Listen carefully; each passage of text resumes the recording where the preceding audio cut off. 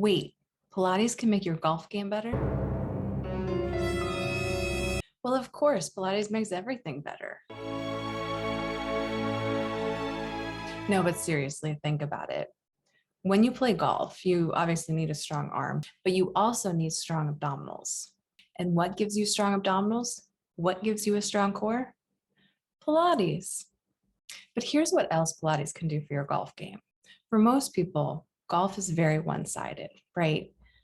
Well, Pilates helps even the imbalances.